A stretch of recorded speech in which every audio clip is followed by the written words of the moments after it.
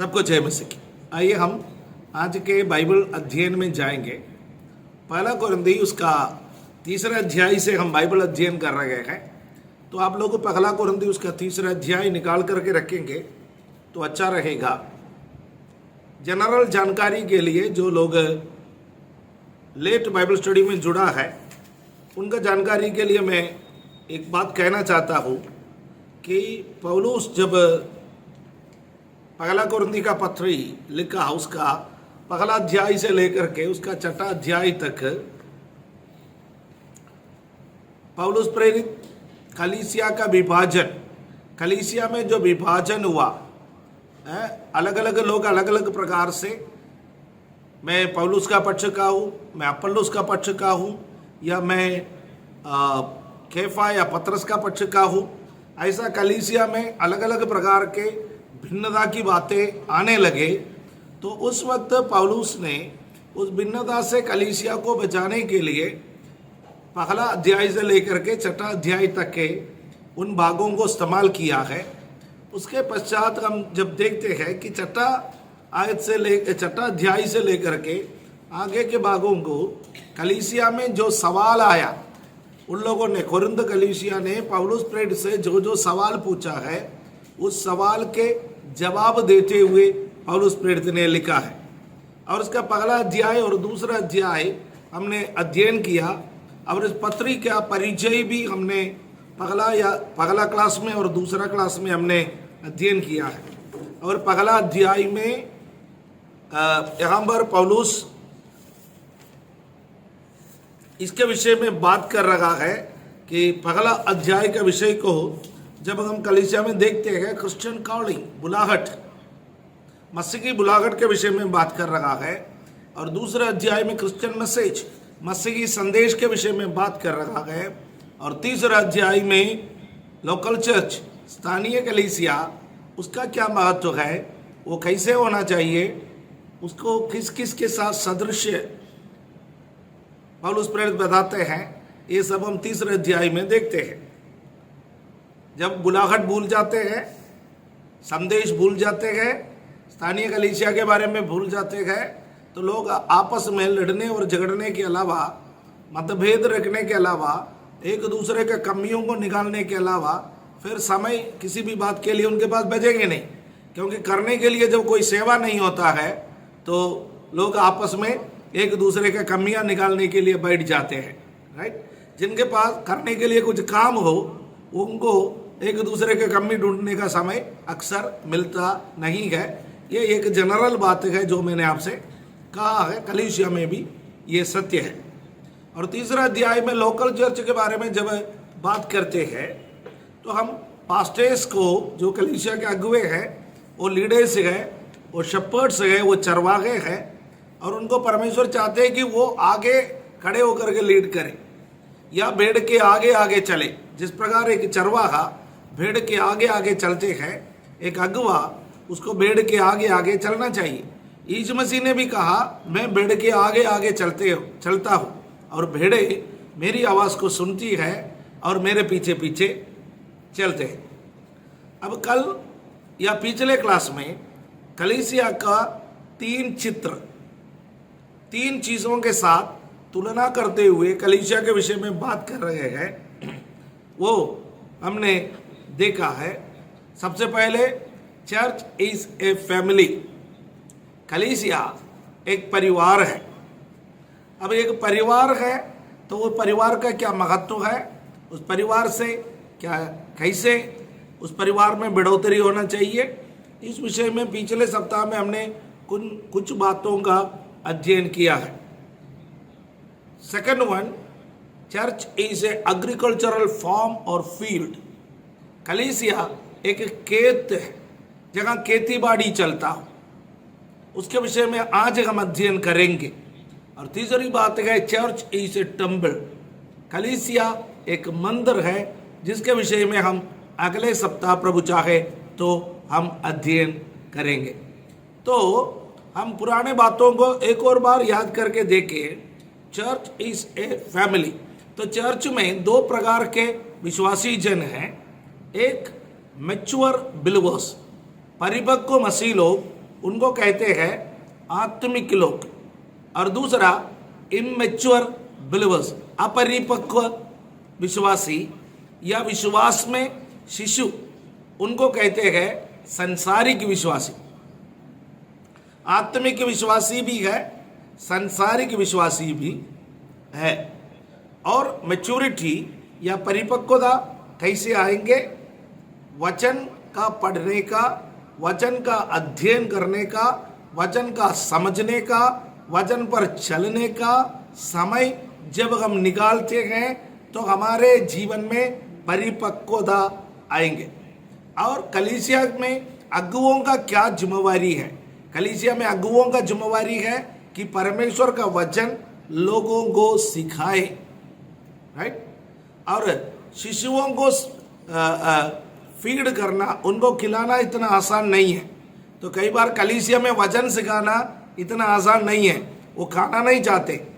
बहुत सारे माताएं शिकायत करती है कि मेरा बच्चा खाना नहीं चाहते हैं। तो उसी प्रकार कलीसिया भी कई बार खाना नहीं चाहते। तो जब कलीसिया खाना नहीं चाहते हैं तो उसका क्या अर्थ है कि ये कलीसिया अभी भी विश्वास में शिशु है, कलीसिया विश्वास में बच्चा है, राइट। अब मार्क ऑफ मैच्योरिटी, परिपक्वता का लक्षण क्या क्या है, उसके विषय में हमने 3 बातों का अध्ययन पिछले सप्ताह में किया है। और मैंने आपसे कहा 4 और 5वीं बातों को आज हम अध्ययन करेंगे। 4 और 5 ये बिंदुओं पर जाने से पहले पहला 3 बिंदुओं को आपको मैं याद दिलाना चाहता हूँ। पहला कोरिन्थी 2 अध्याय उसका 10वां पद में हमने देखा, searching the deep things of God. जब परिपक्वता विश्वासी अर्जित करेंगे, वो परमेश्वर के गूढ़ बातों को जानने का कोशिश करेंगे। ऊपर ऊपर की बातों को नहीं है, गहराई के बातों को जानेंगे। पहला कोरिन्थी 2 अध्याय उसका 11वां और 12वां पद हम पढ़ते हैं। तो जब परिपक्वता को एक व्यक्ति अटेन करेंगे तो understanding the will and plan of God, अपने लिए, अपनी कलीसिया के लिए, अपने परिवार के लिए, अपने देश के लिए परमेश्वर की योजना क्या है, परमेश्वर की इच्छा क्या है, उन बातों को वो जानने लगेंगे। और तीसरी बात है उसका भोजन पर दृष्टि करें। What he is eating, diet, is it milk और मीट। अभी भी दूध पीने पर इच्छा रखते हैं या कोई ठोस भोजन खाने में इच्छा रखते हैं? व्हाट इज मिल्क, दूध क्या है? दूध है यीशु मसीह संसार में मनुष्य के रूप में रहने के समय क्या क्या कार्य किया, वो दूध है। अभी भी बहुत सारे कलीसियाए, बहुत सारे पासबान, बहुत सारे विश्वासी उन बातों पर मनन करते हुए जाते हैं, उन बातों को चाहते हुए जाते हैं कि यीशु इस संसार में रहने के समय क्या क्या किया है, मुझे वही चाहिए, उससे बढ़कर उससे आगे कुछ नहीं चाहिए। पर याद रखिएगा कि जब आप परिपक्व बन जाएंगे तो आप यीशु स्वर्ग में इस वक्त क्या कर रहा है उन बातों पर ध्यान करेंगे। वो परिपक्वता का लक्षण है। ठोस बातों को आप चाहने लगेंगे। यहाँ पर मैंने पिछले सप्ताह में आपको छोड़ा था। अब चौथी बात जो है उस पर हम जाएंगे, वो है लव एंड केयर, प्रेम और आपसी भाईचारा या केयर, एक दूसरे का ख्याल रखेंगे, एक दूसरे का ध्यान रखेंगे। परमेश्वर ने हमें कलीसिया के साथ क्यों जोड़ा? कलीसिया एक परिवार है। एक परिवार में क्या होता है? एक परिवार में होता है आपसी प्रेम। पति पत्नी के बीच में एक आपसी प्रेम है, माता पिता और बच्चों के बीच में एक आपसी प्रेम है, और भाई बहनों के बीच में एक आपसी प्रेम है। वो आपसी प्रेम हम कहाँ से सीखते हैं? हम परिवार से सीखते हैं। और परिवार में रहने का यही महत्व है। परमेश्वर ने हमें परिवार में पैदा किया है, राइट। आप यदि देखा जाए, किसी भी जानवर को आप देख लीजिए, उनका बच्चा जितना बड़ा होने का समय लेता है उससे अधिक एक मनुष्य का बच्चा बड़ा होने में समय लेता है। एक मनुष्य का बच्चा बड़ा होने में उसको एक वयस्क व्यक्ति कहने में 18 वर्ष लगता है। मैं सरकारी आंकड़े को बताया है, 18 वर्ष के उम्र में एक व्यक्ति को कहता है वो इंडिपेंडेंट है, उसका साइन का वैल्यू है, राइट। उससे पहले 18 वर्ष के नीचे है वो मेजर नहीं है, वो माइनर है। लेकिन जानवरों को देखिए, कोई एक सप्ताह में इंडिपेंडेंट बन जाता है, कोई एक महीने में इंडिपेंडेंट बन जाता है, 1 साल में 2 साल में जानवर का बच्चा इंडिपेंडेंट हो जाता है। पर एक मनुष्य का बच्चा इंडिपेंडेंट बनने में 18 वर्ष का टाइम लगता है। अब यदि आप 18 वर्ष को भी छोड़ दिया जाए, माता पिता के साथ उसका बॉन्ड, स्वयं खाने में लगना, स्वयं अपना जरूरतों को पूरा करने में लगना, स्वयं कमाने में लगना, कोई तो 25-25 साल में भी नहीं सीख रहे। 25-25 साल के बच्चों को भी घर में बिठा करके खिलाना पड़ रहा है। उस स्थिति में आज माता पिता, ये सब परमेश्वर ने ऐसा लंबे समय तक क्यों रखा? क्योंकि हमारा बॉन्ड, हमारा आपसी प्रेम मजबूत होने के लिए है, लव एंड केयर। यदि एक बच्चा अपने माता पिता से प्रेम को प्राप्त करते हैं, वो बार बार उसको गले लगाता है, बार बार उसको गोदी में बिठाता है, बार बार उसको चूम लेता है, बार बार उसको सिखाता है। जो प्रेम वो बचपन में स्वीकार किया है, वो प्रेम बड़ा होने के बाद वो प्रदर्शित करने लगता है। तो कलीसिया भी ऐसा है। कलीसिया में जब वो एक नया व्यक्ति के रूप में कलीसिया में आता है, कलीसिया में जो पुराने लोग हैं नए व्यक्ति से प्रेम करने लगते हैं, नया व्यक्ति का केयर करने लगता है, उसका जरूरत है उससे पूछने लगता है, उसका प्रार्थना का विषय उससे पूछने लगता है, उसको अच्छा लगता है। जब वो परिपक्व हो जाता है, जो नए लोग आता है उसके साथ वो भी वही व्यवहार करता है। यदि नए लोगों को पुराने लोग कलीसिया में नजरअंदाज करेंगे, एक दिन वो भी परिपक्व हो जाएगा, या वो बड़े हो जाएगा, या वो अनुभवी हो जाएगा। उस समय वो भी नए आने वाले लोगों का क्या करेगा? उनका नजरअंदाज करेंगे। इसलिए कलीसिया में लव एंड केयर। अब एक विश्वासी नए आने वाले लोगों के साथ कैसे व्यवहार करता है, उसी के अनुसार हम समझ सकते हैं कि ये परिपक्व विश्वासी है या ये अभी भी विश्वास में शिशु है। मैंने कई बार देखा चर्च में, जब कोई नया व्यक्ति आ जाता है, पुराना अपना कुर्सी से जरा हिलने के लिए तक तैयार नहीं होता। ये मेरा कुर्सी है, ये खंबा मेरा है, पिछले 3 वर्षों से मैं यहां डटे बैठा, मैं जरा भी नहीं हिलूंगा।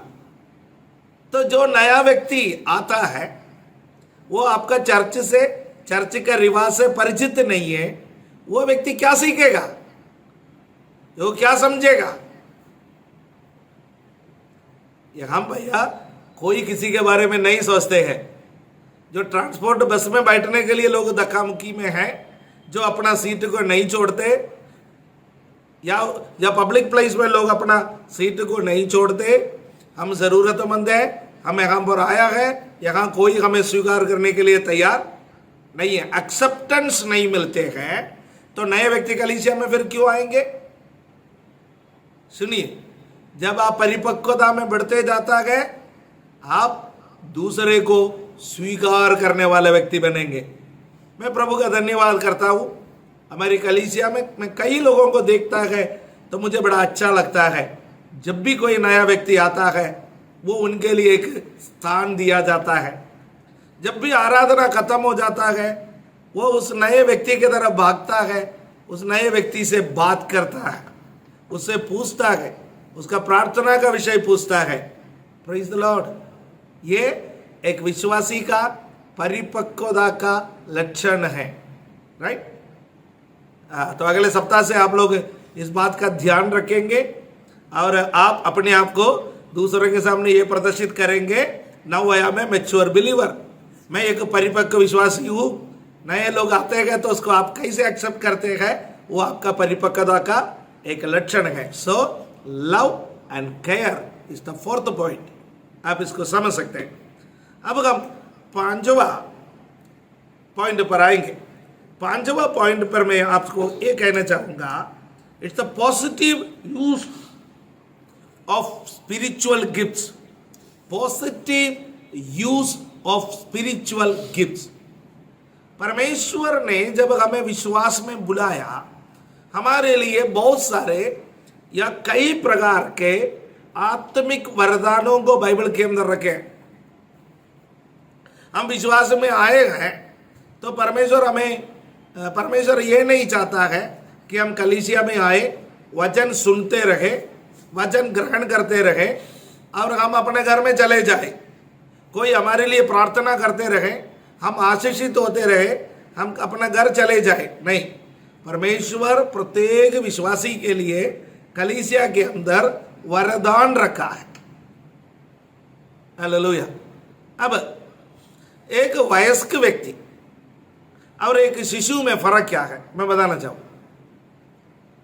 एक वयस्क व्यक्ति, एक परिवार के अंदर के अलग अलग सामान है। इलेक्ट्रिक सामान होगा, इलेक्ट्रॉनिक सामान होगा, प्लास्टिक के सामान होगा, रबर का होगा, मिट्टी का होगा, लोहे का होगा, या व्हाट एवर इट में भी। आप बोलिए जो आपके घर में है। वयस्क व्यक्ति उसका उपयोग को समझ करके उसको प्रयोग में लाएंगे, और एक शिशु के लिए या एक बालक के लिए सब खिलौना है। समझ में आ रहा है ना? है?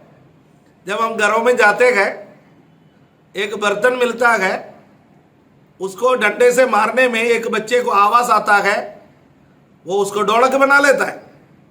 उसको आवाज से मतलब है। माता पिता जानता है कि वो बर्तन किस काम के लिए इस्तेमाल करते हैं। मैं जो कहना चाहता हूं वो संदेश आपको मिल गया, मैं समझ रहा हूं। परमेश्वर कलीसिया में आत्मिक वरदान दे रखे हैं। आज मसीही जगत में बहुत सारे लोगों के लिए खिलौना है। बहुत सारे लोग ऐसा है, प्रार्थना करते हैं और उसको वीडियो बनाते हैं, उसको यूट्यूब में अपलोड करते हैं, उसको अपना मित्रों को भेज देता है। उसके लिए क्या है? ये परमेश्वर का वरदान खिलौना है। जब आप कोई टूरिस्ट प्लेस में जाते हैं घूमने फिरने के लिए, आप लोग वहां से लाइव कर देते हैं, आप लोग वहां से फोटो खींचते हैं, वो शेयर करते हैं। क्या परमेश्वर के द्वारा दिया गया वरदान इसके लिए है? आप इसको कैसे इस्तेमाल करते हैं? वरदान खिलौना नहीं है। दूसरा, आपके घर में सामान है, वो सामान को जब आपके घर में कोई मेहमान आता है, आप सारे डिस्प्ले नहीं करेंगे। देखो मेरा डिनर सेट है, देखो मैंने कितने बढ़िया बढ़िया सूट खरीद के रखे गए, साड़ी खरीद के रखे गए, मेरे अलमारे में कितना कोट सूट रखे हुए हैं, कितने गहने हम खरीद के रखे हैं। आप यदि वयस्क व्यक्ति है, आपके घर के हर एक सामान को प्रदर्शित नहीं करेंगे। बच्चों का स्वभाव में आपको बता दूं, जब भी कोई घर में आता है अपने सारे खिलौना दिखा देंगे। उसको वो प्रदर्शित करने में मतलब है। अभी भी आप आत्मिक वरदानों को प्रदर्शित करने वाले व्यक्ति हैं। मेरे अंदर यह है, मैं ये हूं, मैं वो हूं। आप बालक है अभी भी विश्वास में, पर यदि आप आत्मिक वरदानों को प्रदर्शित नहीं करते, उसको प्रयोग करते हैं परमेश्वर के नाम की महिमा के लिए, तो आप अब परिपक्व है। एक बात और आप सोचो ना, परमेश्वर ने हमें आत्मिक वरदान क्यों दिया गया? Is it for publicity? आत्मिक वरदान हमारा मशहूर होने के लिए परमेश्वर ने हमें दिया गया है।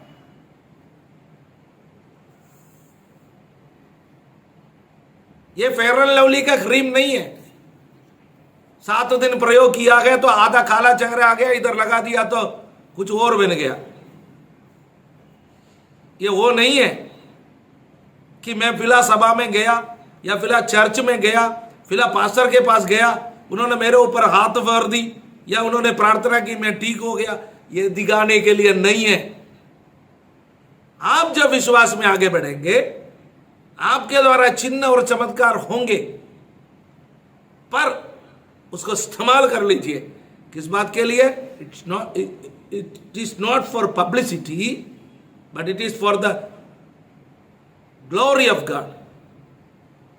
यह परमेश्वर का नाम की महिमा के लिए, परमेश्वर का राज्य का निर्माण करना है।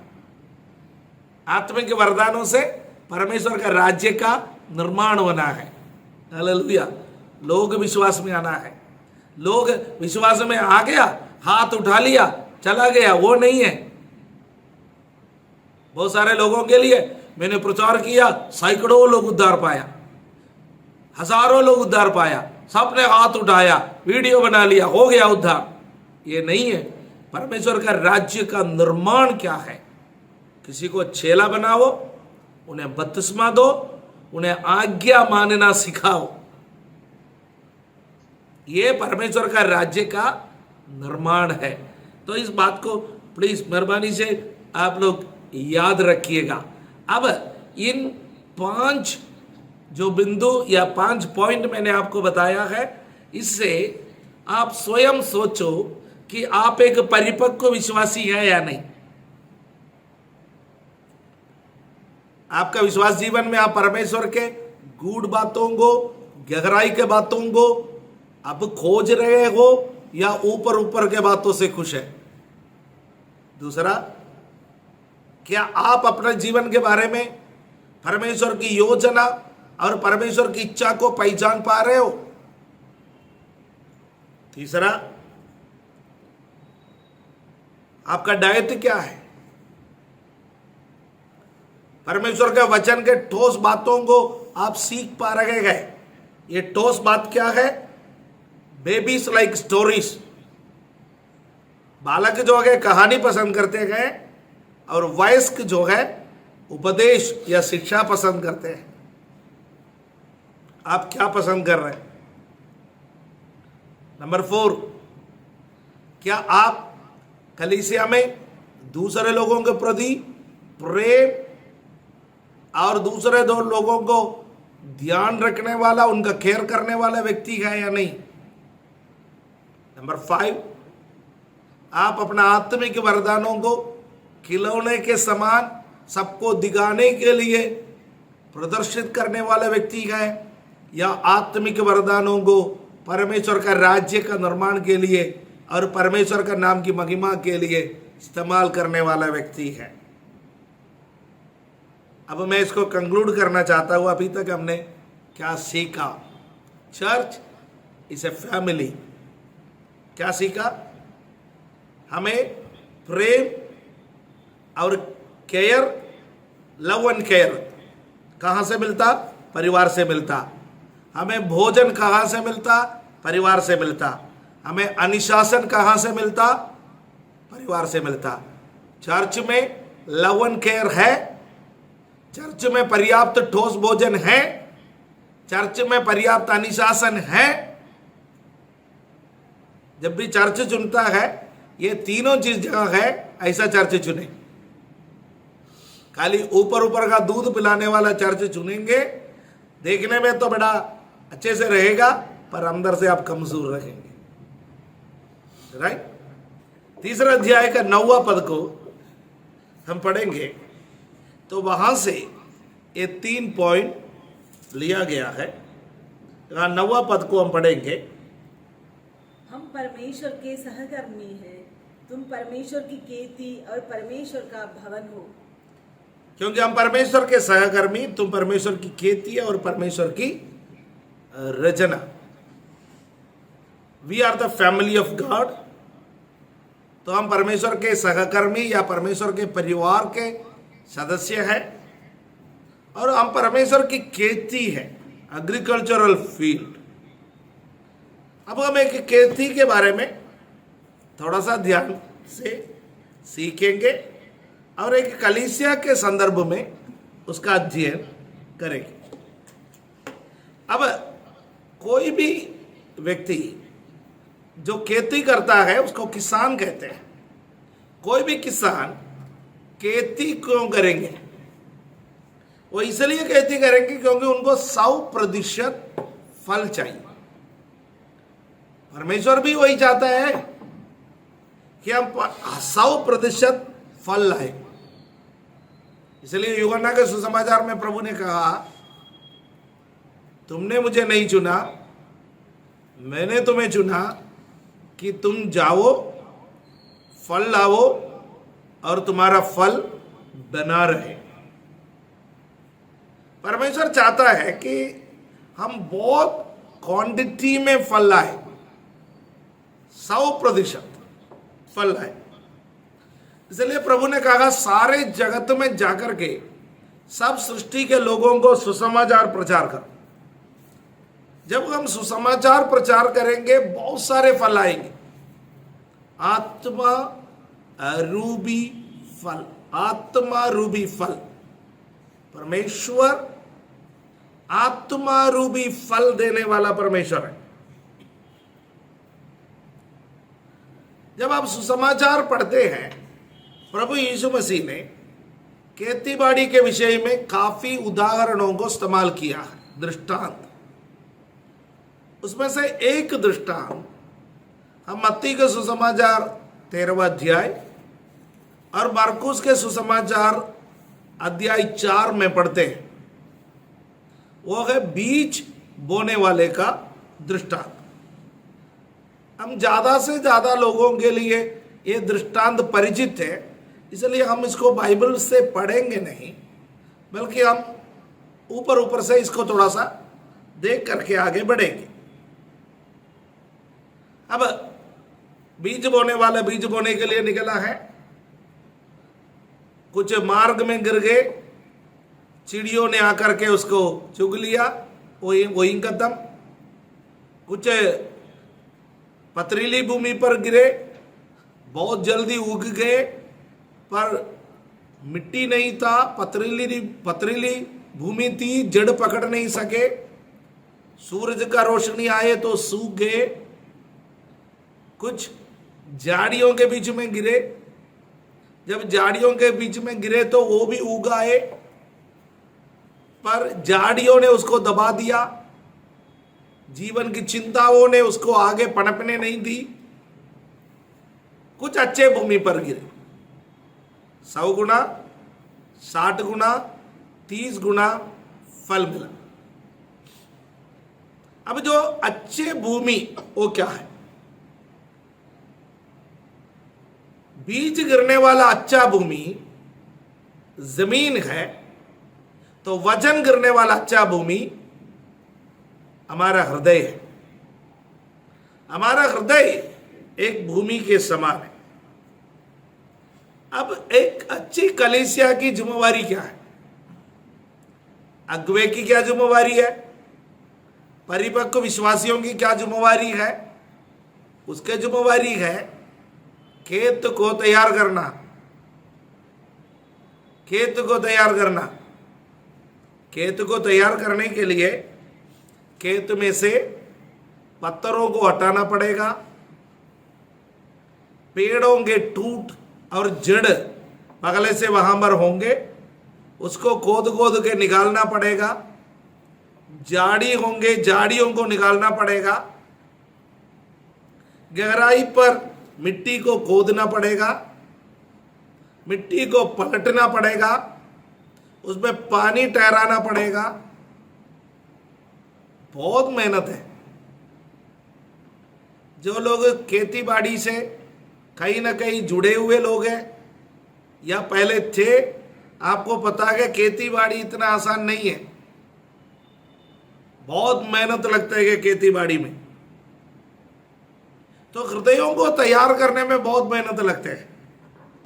हृदय यूं तैयार नहीं होता, लोगों का हृदय यूं तैयार नहीं होता। ये अलग अलग ग्रुप के लोग इस कार्य को करते हैं, अलग अलग ग्रुप के लोग। इसलिए परमेश्वर ने कलीसिया में 5-fold मिनिस्ट्रीज, 5 प्रकार की सेवकाई दी है। एफिसियों के पत्री अध्याय 4 उसका 11वां पद को हम पढ़ेंगे। एफिसियों के पत्री, एफिशियंस चैप्टर 4 वर्स 11, वहां पर 5-fold मिनिस्ट्रीज के बारे में लिखा है। पढ़े। उसी ने कुछ को प्रेरित, कुछ को नबी और कुछ को सुसमाचार प्रचारक, कुछ को कलीसिया का मेषपाल और कुछ को शिक्षक नियुक्त किया। यहां पर हम देखते हैं परमेश्वर ने कुछ लोगों को प्रेरित, कुछ लोगों को भविष्यवक्ता, कुछ लोगों को सुसमाचार प्रचारक, कुछ लोगों को चरवाहा पासवान, कुछ लोगों को शिक्षक करके नियुक्त किया गया है। ये सब इसलिए नियुक्त किया गया ताकि मसीह का देह उन्नति पाए, कलीसिया उन्नति पाए। इसलिए परमेश्वर ने 5-fold मिनिस्ट्रीज, 5 प्रकार की सेवकाई कलीसिया के अंदर रखा है। अब आप पहला कुरिन्थ 3 अध्याय का 6 पद को जरा पढ़ के देखें तो कुछ मेरा समझ में आएगा। उसका 6th verse, 1 Corinthian chapter 3 verse 6। मैंने पौधा लगाया, अपुल्लोस ने सींचा, परंतु परमेश्वर ने उस पौधे को बढ़ाया। यहां पर पौलुस प्रेरित कहता है, मैंने लगाया। पौधा किसने लगाया? पौलुस ने लगाया। अपुल्लोस ने उसकी सिंचाई की और बढ़ोतरी किसने दी? परमेश्वर ने उसको बढ़ाया। बढ़ाई देने वाला परमेश्वर है। All the credit goes to Jesus. Yeshu Masih को सारे महिमा मिले। क्यों मिले? बढ़ाने वाला तो वो है, लगाने वाला भी कुछ नहीं, सिंचाई करने वाला भी कुछ नहीं। परमेश्वर सब कुछ है जो बढ़ाने वाला है। 7वां पद में लिखा है, इसलिए ना तो लगाने वाला कुछ है और ना सींचने वाला, परंतु परमेश्वर ही सब कुछ है जो बढ़ाने वाला है। बढ़ाने वाला परमेश्वर, वो सब कुछ है। तो जब लगाने वाला भी कुछ नहीं, सिंचाई करने वाला भी कुछ नहीं, लड़ाई करने वाला भी कुछ भी नहीं, जब फल मिलता है तो आप कह सकते हैं कि बढ़ाने वाला सब कुछ है। तो फिर हमारा आपस में मतभेद किस बात का? यही पौलुस पूछ रहा है। यदि खेती, कलीसिया खेती के समान है, ये खेती परमेश्वर का है, मुझे परमेश्वर ने बुलाया, मेरे से कहा जमीन खोदो, जमीन खोद करके उसमें से पत्थरों को निकाल दो, मैंने किया। किसी और को बुलाया, परमेश्वर ने कहा इसके नीचे पड़े हुए फालतू लकड़ियों को हटा दो, झाड़ियों को हटा दो, उन्होंने वो काम किया। किसी को परमेश्वर ने बुलाया, बोला जमीन को अच्छे से तैयारी करो, उन्होंने जमीन को अच्छे से तैयारी की। किसी को परमेश्वर ने बोला पानी को ठहराओ इस जमीन पर, पानी को ठहराया। किसी को परमेश्वर ने बोला मिट्टी को उपजाऊ बनाने के लिए इसको खाद मिलाओ, खाद मिलाया। किसी को परमेश्वर ने बोला आप बीज बोले, किसी ने बीज बोया। किसी को परमेश्वर ने बोला कि अब पौधा बड़ा हो रहा है, इसके बीच में जंगली पौधे हैं, उसको उखाड़ दो, उन्होंने उखाड़ के नलाई की, वो पौधा बढ़ गया, वो पौधे में फल आने लगा।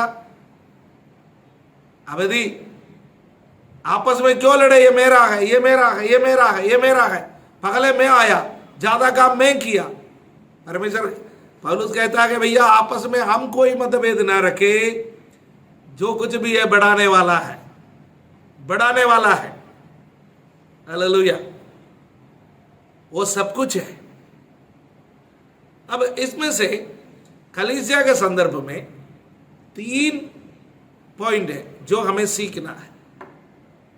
3 पॉइंट हमें सीखना है। Number 1, there are diversity of ministries in the church. कलीसिया के अंदर नाना प्रकार की सेवकाई है,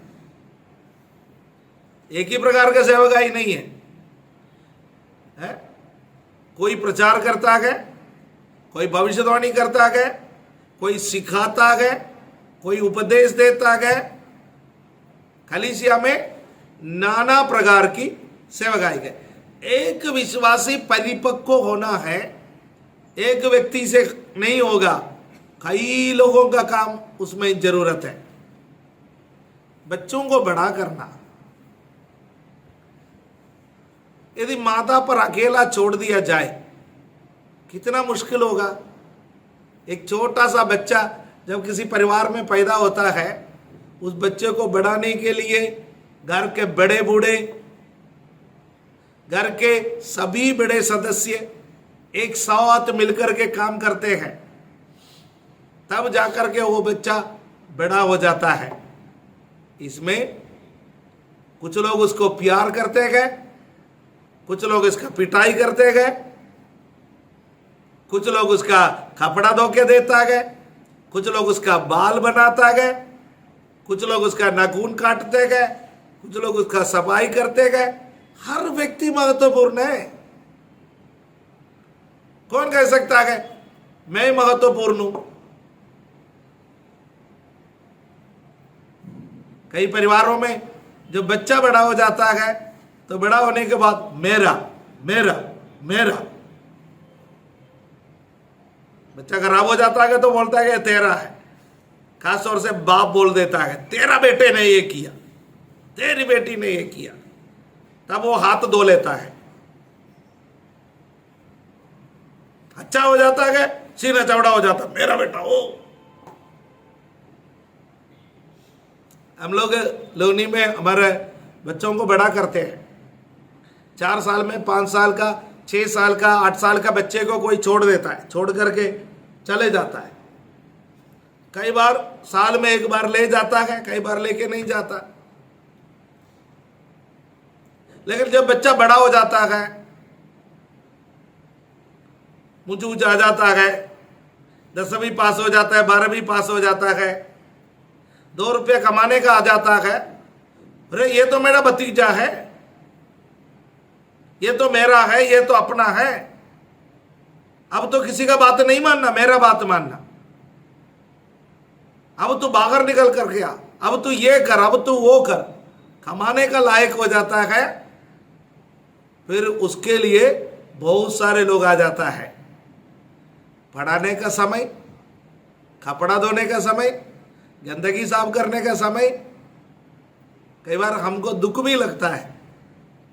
कुछ बच्चों के सारे खर्चा उठाया, सारे कपड़ा धो के दी, सारे जिम्मेवारियां पूरा की, पढ़ा लिखा करके जब बड़ा किया तो लोग आकर के मेरा है मेरा है मेरा है। हम भी हाथ जोड़ के बोल देता कि ले जाओ जी, आपका अपना है। क्योंकि हमको एक बात मालूम है, लगाने वाला भी कुछ नहीं, नलाई करने वाला भी कुछ नहीं, सिंचाई करने वाला भी कुछ नहीं, बढ़ाने वाला सब कुछ है। इस संसार में हमारा कुछ भी नहीं है। मुझे एक बहुत आनंद देने वाला एक वचन है, उसका 8वां वचन जरा पढ़ के देखिए। 8वां वचन, लगाने वाला और सींचने वाला दोनों एक है, परंतु हर एक जन अपने परिश्रम के अनुसार अपनी मजदूरी पाएगा। लगाने वाला भी, सिंचाई करने वाला भी सब एक है। हर एक व्यक्ति अपना परिश्रम के अनुसार मजदूरी पाने का, प्रतिफल पाने का एक दिन है। You have a reward. आपका एक प्रतिफल है, वो प्रतिफल आपके परिश्रम के मुताबिक मिलेगा, बोर्ड लगाने से नहीं मिलेगा। बोर्ड लगाने से नहीं, परिश्रम करने से। आपके परिश्रम जानने वाला एक परमेश्वर है। आपका परिश्रम को रिकॉर्ड करने वाला, लिख के रखने वाला एक परमेश्वर है। वो जानता है एक नया विश्वासी को बढ़ाने में, एक नया विश्वासी को प्रभु में परिपक्व बनाने में एक कलीसिया के कितने लोगों ने मेहनत किया।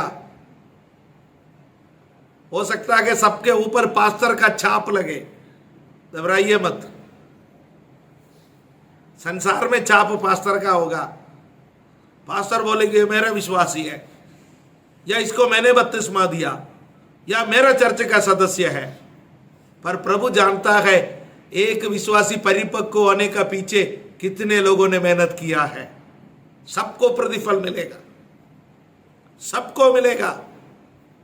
जिसने उसके घर में जाकर के जब वो निराशित था, हो सकता है कि 5 मिनट बैठ करके उसके साथ प्रार्थना किया हो, उसको भी प्रतिफल मिलेगा। हो सकता है कि वो बीमार था, उसको दवाई खरीद के देने के लिए या उसको हॉस्पिटल पहुंचाने के लिए कोई नहीं मिला।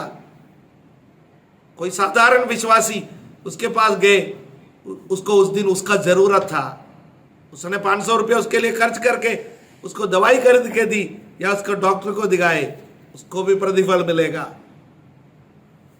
एक बच्चे का परवरिश में बहुत सारे लोगों का योगदान है।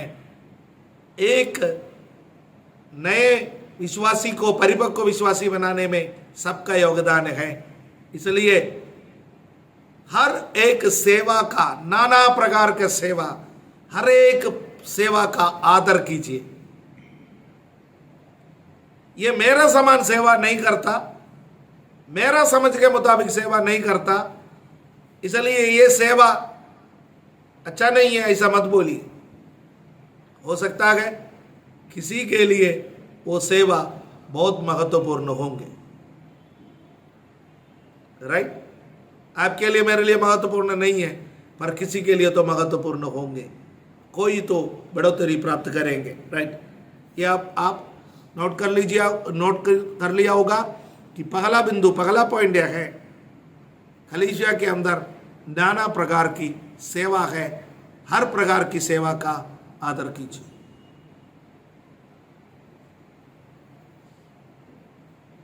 दूसरा, नाना प्रकार का सेवा है पर सबका मकसद एक है। सेवा नाना प्रकार का है पर मकसद एक है। मिट्टी खोदने वाले का भी, बीज बोने वाले का भी, पानी देने वाले का भी, नलाई करने वाले का भी, सबका मकसद एक है कि 100% फल चाहिए। कलीसिया में हम लोग अलग अलग प्रकार का सेवा करता होगा, पर हर प्रकार का सेवा का मकसद है हमें रिजल्ट चाहिए। ये व्यक्ति कलीसिया में बने रहे, ये व्यक्ति प्रभु में बने रहे, ये व्यक्ति प्रभु में परिपक्व हो जाए, उसी दिशा में हमें काम करना है। There is unity in purpose, मकसद का एक एकता है, ठीक है। शैतान क्या चाहता है? हमारा यूनिटी को तोड़े, हमारा एकता को तोड़े। इसलिए हमारा एकता, हमारा यूनिटी को किसी भी शैतानी ताकत को तोड़ने के लिए मत दीजिए। तीसरा पॉइंट यह है, see the importance of humility. नम्रता के महत्व को खोजिए, नम्रता का महत्व या उसको सीखिए।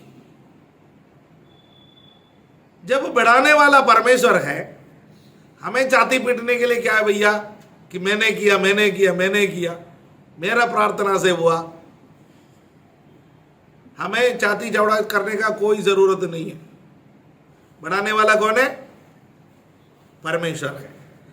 इसलिए ध्यान रखें, जब हमारे सेवकाई के द्वारा किसी को आशीष मिलते हैं, जब हमारे सेवकाई के द्वारा कोई बढ़ोतरी को प्राप्त करता है, कोई परिपक्वता की ओर बढ़ते हैं, हम और नम्र हो जाए, हमारे अंदर और नम्रता आ जाए, राइट। तो ये 3 चीजें बहुत महत्वपूर्ण है। नाना प्रकार की सेवकाई है, उसको आदर कीजिए। सबका मकसद एक होना चाहिए, 100% फल चाहिए, परमेश्वर की महिमा हो। तीसरी बात है, जब बढ़ाने वाला परमेश्वर ही है तो हम अपने आप को नम्र करें, मैं कुछ भी नहीं, मैं कुछ भी नहीं। लूक 17:10, लूका के सुसमाचार 17वां अध्याय उसका 10वां पद में इस प्रकार प्रभु यीशु मसीह ने कहा, हम पढ़ के देखें, लूका 17:10। यीशु ने आगे कहा, इसी रीति से तुम भी जब उन सब कामों को कर चुके जिसकी आज्ञा तुम्हें दी गई थी, तो ये कहो, हम तो अयोग्य सेवक है, जो हमें करना चाहिए था वही हमने किया है। इस प्रकार सब बातें करने के बाद, जो तुम्हें आज्ञा दिया गया वो सब करने के बाद तुम इस प्रकार कहो, हम तो अयोग्य सेवक है, कोई बड़ा कार्य तो किया नहीं, जो हमें करने के लिए मालिक ने कहा हमने केवल उतना ही किया है। बढ़ाने वाला वो है। मेरे को बोला खोदो भैया, मैंने खोद ली। मेरे को बोला झाड़ियों को हटा दो, मैंने वो की। मेरे को बोला लगाओ, मैंने लगा दी। मेरे को बोला सिंचाई करो, मैंने सिंचाई की। मुझे बोला नड़ाई करो, मैंने नड़ाई की। मुझे जो बोला गया मैंने किया। मैं तो अयोग्य हूं, मैं कुछ नहीं जानता था, पर बढ़ाने वाला वो है। प्रेज़ गॉड, महिमा उसको मिले, फल उसका है, आदर उसका है, सम्मान उसका है, मैं तो केवल उसका सेवक हूं। ये भावना हमारे अंदर जब आएंगे तो हम नम्र हो जाएंगे। ये नम्रता प्रभु हमसे चाहता है ना। लेकिन मुझे बड़ा दुख लगता है कि यहाँ तक कि सेवकों के बीच में भी नाम के लिए आपस में मनमुटाव, नाम के लिए भागना दौड़ना, सब नाम के लिए, मेरा नाम हो, मेरा नाम हो, मेरा नाम हो। ये परमेश्वर का स्वभाव नहीं है। नाम किसी का भी हो, प्रभु ने जो कहा मुझे दिया, मुझे केवल उतना करना है। सबको प्रतिफल मिलने का एक दिन है, सबका प्रतिफल। बहुत सारे कामों में नाम किसी का होगा, काम किसी का होगा, है। हालेलुया। बहुत सारे सरकारी प्रोजेक्ट को मैं देखता हूं, सरकारें बदलते रहता है। पुराना सरकार जो जो प्रोजेक्ट किया है, नया सरकार उसका उद्घाटन कर देता है, तो नाम किसका आता है? नया सरकार का आ जाता है। काम किसका? पुराना सरकार का। नाम किसका? नया सरकार का। और ये जो नया सरकार पुराना हो जाएंगे तो भी ऐसा ही होगा। उसी प्रकार नाम का पीछे मत भागिए। जो काम प्रभु ने हमसे करने के लिए कहा कर लीजिए, दैट्स ऑल। उसका पुस्तक में सब लिखे हुए हैं। अब लास्ट बातों का मनन करेंगे। What is the fruit? फल क्या क्या चाहिए? कहा है कि फल लाना। तुम बहुत से फल लाने से मेरे पिता की महिमा होती है। ये यूहन्ना 15वां अध्याय उसका 8वां वचन में लिखा है। यूहन्ना 15वां अध्याय उसका 8वां वचन में लिखा है, तुम बहुत फल लाने से मेरे पिता की महिमा होती है। तो फल लाना है तभी पिता की महिमा होगी। तो क्या क्या फल लाना है, उन फलों के बारे में हम चर्चा करेंगे। गलाती 5:22 में हम जानता है आत्मा का फल प्रेम। पहले प्रेम आएंगे, फिर बाकी सब आएंगे। आत्मा के फलों नहीं, आत्मा के फल। एक ही फल है प्रेम के अंदर, बाकी सब सम्मिलित है। तो गलाती 5:22 में लिखा है प्रेम। वो हमारे लिए बहुत परिचित वचन है। बाकी वचनों को हम पढ़ेंगे क्योंकि हमारे लिए इतना परिचित नहीं है। रोमी 6:22 हम पढ़ेंगे। Romans chapter 6:22। परंतु अब पाप से स्वतंत्र होकर और परमेश्वर के दास बनकर तुमको ये फल मिला, जिससे पवित्रता प्राप्त होती है। फल क्या है? ये फल मिला, वो फल है पवित्रता। तो हमारे अंदर फल आना है, कलीसिया में फल आना है। क्या फल है? प्रेम एक फल है, पवित्रता एक फल है। रोमन्स 15:28, रोमी 15:28 क्या लिखा? मैं ये काम पूरा कर और उनको ये भेंट सौंप कर तुम्हारे पास होता हुआ स्पेन को जाऊं। रोमी 15:28 में, इसलिए मैं ये काम पूरा करके और उनको ये चंदा सौंप कर तुम्हारे पास होता हुआ स्पेन को जाऊंगा। चंदा, गिविंग एक फल है, ये कलीसिया ने किया है।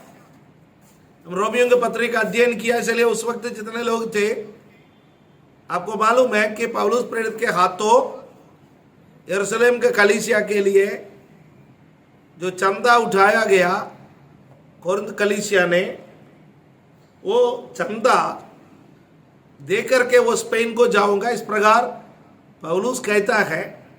तो आप ध्यान रखना, चंदा, गिविंग एक फल है। कोलोसियंस चैप्टर 1:10, कोलोसियों के पत्री पहला अध्याय उसका 10वां पद में क्या लिखा है? कोलोसी 1:10, ताकि तुम्हारा चाल चलन प्रभु के योग्य हो जाए और सब प्रकार से उसे प्रसन्न कर सके, कि तुम में हर प्रकार के भले कामों का फल लगे। भले कामों का फल, यहां पर लिखा गया भले कामों का फल। इब्रानी 13:15, वहां पर थैंक्स गिविंग, होठों का फल। रोमन्स चैप्टर 1:13, वहां पर आत्माओं को जीतने का फल। ठीक है, 6 फलों को मैंने आपको बोला। समय खत्म हो रहा है, इसलिए मैं पढ़ने का टाइम नहीं निकाला। गलाती 5:22 में प्रेम, रोमी 6:22 में पवित्रता, रोमी 15:28 में गिविंग या चंदा देना, कोलोसी 1:10 में भले काम, इब्रानी 13:15 में धन्यवाद, रोमी 1:13 में आत्माओं को जीतना हमारे फल के रूप में बताते हैं। आधा दर्जन फल बता दिया है। अब लास्ट में एक भाग हम नीति वचन से पढ़ करके आज का बाइबल अध्ययन को हम समाप्त करेंगे। प्रोवर्ब्स चैप्टर 24, नीति वचन उसका 24वां अध्याय को आप लोग निकाले। नीति वचन 24वां अध्याय उसका 30 से 34 तक मैं पढ़ूंगा ताकि समय बच सके। नीति वचन 24 का 30 से 34 तक। यहाँ बुद्धिमान सुलेमान एक दिन मॉर्निंग वॉक के लिए या इवनिंग वॉक के लिए निकला।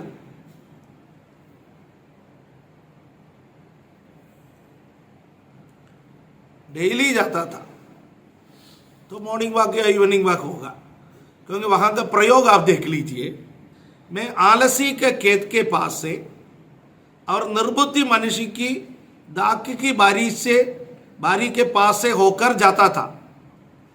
गया नहीं, मैं जाता था, राइट। अक्सर वो उधर से जाता था, इसलिए मैंने मॉर्निंग वॉक या इवनिंग वॉक बोला। वो तो मैं ऐसा आपको समझाने के लिए बोल दिया है। किसके खेत के पास के गया? आलसी मनुष्य का खेत के पास से। तो क्या देखा कि वहां सब कहीं कटीले पेड़ भर गए और वो बिच्छू पौधों में डाग गई है और उसके पत्थर का बाड़ा गिर गया है। तब मैंने देखा और उस पर ध्यानपूर्वक विचार किया। हाँ, मैंने देखकर शिक्षा प्राप्त की। छोटी सी नींद, एक और झपकी, थोड़ी और हाथ पर हाथ रख करके और लेटे रहना, तब तेरा कंगालपन डाकू के समान और तेरी गटी हथियारबंद मनुष्य के समान आ पड़ेगी। परमेश्वर ने हमें उसके खेत पर काम करने के लिए बुलाया है। प्रार्थना में आलसी, वचन में आलसी, शिक्षा में आलसी, सेवा में आलसी, हमारा खेत बर्बाद हो जाएंगे, हमारे खेत में झाड़ियां मर जाएंगे, कांटे वाले कटीले पेड़ मर जाएंगे, बिच्छू और सांप उस खेत में आएंगे। प्यारो, कलीसिया परमेश्वर की खेती है, उसको हमारा होते हुए हम बर्बाद करने नहीं देंगे। हम मेहनती बनेंगे, हम प्रार्थना करने वाला बनेंगे। निर्णय ले, मैं आलसी नहीं बनूंगा प्रभु, मैं आलसी नहीं बनूंगा। प्रार्थना करने के समय मैं प्रार्थना करूंगा, वचन प्रचार करने के समय मैं वचन प्रचार करूंगा, उपवास के समय मैं उपवास करूंगा, शिक्षा के समय मैं शिक्षा दूंगा और प्राप्त करूंगा। हालेलुया। प्रभु सबको आशीष दे। आंखों को बंद करें, प्रभु के सामने समर्पण करें। हालेलुया। स्वर्गीय पिता परमेश्वर, हम आपकी उपस्थिति में आते हैं। हम कलीसिया आपका खेत है। पिछले सप्ताह में मनन किया, कलीसिया आपका परिवार है। आज हमने मनन किया, कलीसिया आपका खेत है। हम आलसीपन का आत्मा से हमें छुड़ा ले, नींद का आत्मा से हमें छुड़ा ले। हमें यह अंगीकार करने में सहायता कर कि नाना प्रकार की सेवा है।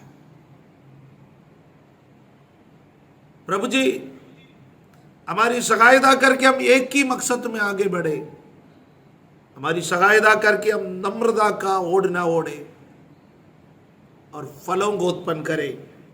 प्रेम का फल, पवित्रताई का फल, देने का फल, अच्छे काम का फल, धन्यवाद का फल और आत्माओं को जीतने का फल हम में हो। हम धन्यवाद देते हैं, आपने हमारा प्रार्थनाओं को सुना। इस बाइबल स्टडी में जुड़े हुए प्रत्येक भाई बहन को आशीष दे, उनकी जरूरतों को पूरा कर। आने वाला समय पर जो जो लोग इस बाइबल स्टडी को सुनेंगे, उनके जीवन में भी आशीष आने के लिए हम प्रार्थना करते हैं। हमारी कलीसियाएं मजबूत हो जाए, शिक्षा प्राप्त करने वाला कलीसियाएं हो जाए। हम हमारे वरदानों को खिलौने के तरफ इस्तेमाल ना करें, औजार के उसको इस्तेमाल करें कि परमेश्वर का राज्य का निर्माण हो। हमें आशीषित करने के लिए धन्यवाद। प्रभु यीशु मसीह का पवित्र नाम से इस प्रार्थना को हम मांगते हैं, आमीन।